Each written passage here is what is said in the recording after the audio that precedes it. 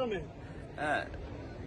जो हमने देखा, आंखें वही देखती हैं जो सामने है, आंखों को वही दिखाई देता जो सामने है।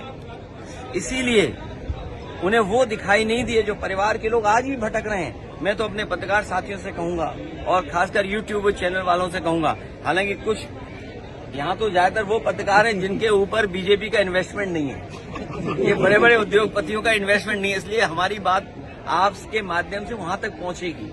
मैं अपने पत्रकार साथियों से कहूंगा, प्रयागराज में आज भी आप जाइए, थानों के सामने, अस्पताल के सामने, आपके स्टेशन के सामने या पब्लिक प्लेसेस जितनी भी हैं, वहां आज भी पोस्टर लगे हुए हैं। और सरकार का आंकड़ा ये बताता है कि 900 लोगों के लगभग अभी तक मिले नहीं है। मैं आपके माध्यम से भी कहूंगा, कुंभ तो खत्म हो गया, महाकुंभ खत्म हो गया, लेकिन कम से कम उन परिवार के सदस्यों की सच्ची जानकारी तो मिल जाए।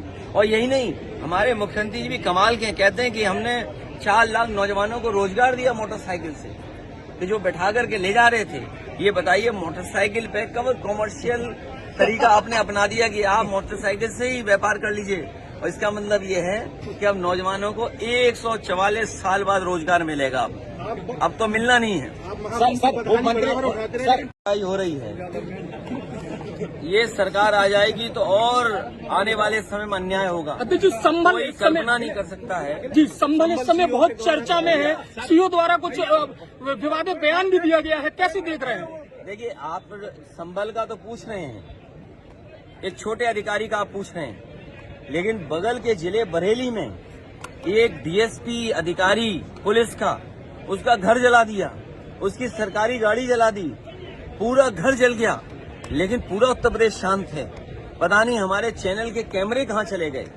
मुझे उम्मीद है कि वो कैमरे वहां भी पहुंचेंगे जहां डीएसपी के घर को आग लगा दी, गाड़ी में आग लगा दी, सोचिए आप। और जो होली मनाने का कार्यक्रम बड़े शांति के साथ, बड़े हर्षोल्लास के साथ, भाईचारे के साथ, एक दूसरे से प्रेम और सम्मान के साथ मनाते थे, इस बार भारतीय जनता पार्टी ने जहर घोलने की कोशिश की। लेकिन उसके बावजूद भी मैं बधाई देना चाहता हूं जिन लोगों ने शांतिपूर्ण ढंग से सौहार्द में होली का त्योहार मनाया। क्या होली का त्योहार या कोई त्योहार राजनीति का मकसद नहीं हो सकता? हमारे देश की जो खूबसूरती है वो यही है कि अलग अलग धर्म के लोग यहाँ रह करके हम एक साथ जीवन गुजार रहे हैं। और अगर हम केवल इसी से देखें, हमने स्वामी विवेकानंद जी को हम सब ने पढ़ा होगा और भारतीय जनता पार्टी के लोग सब पन्ने पढ़ते हैं, लेकिन जो पन्ने पढ़ने चाहिए उन पन्नों को ये फाड़ देते हैं। स्वामी विवेकानंद जी जो कहा, उन पन्नों में सब पन्ने नहीं पढ़ते। हमने सुना होगा शिकागो की उनका भाषण, उनका जो सबसे बड़ा भाषण जिसके बारे में पूरा देश दुनिया चर्चा करती है। उस भाषण में उन्होंने कहा कि हमारा भारत देश वो है जो सबको एक्सेप्ट करता है, और हमारा देश और धर्म वो है जो हमें टॉलरेंस का रास्ता दिखाता है, हमारे धैर्य का रास्ता दिखाता है, हमें टॉलरेंस का रास्ता दिखाता है। भैया, बीजेपी कह रही है कि कुंभ का उन्होंने बिल्कुल सफल आयोजन किया है।